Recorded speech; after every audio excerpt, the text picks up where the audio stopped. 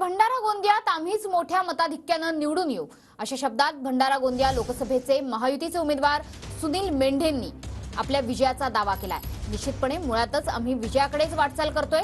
नेते आमदार सर्वच जीवाचं रान करताना दिसतायत असंही मेंढे म्हणाले। बोलण्याकरिता महायुतीचे विद्यमान खासदार सोबतच उमेदवार सुनील मेंढे आहेत।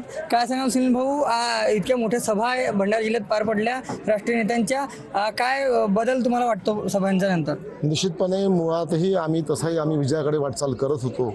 या आमच्या दोन्ही मोठ्या नेत्यांनी आल्यानंतर संपूर्ण भंडारा गोंदिया जिल्ह्यामध्ये किंवा लोकसभा क्षेत्रामध्ये एक नवीन उत्साह आणि नवीन संचारला।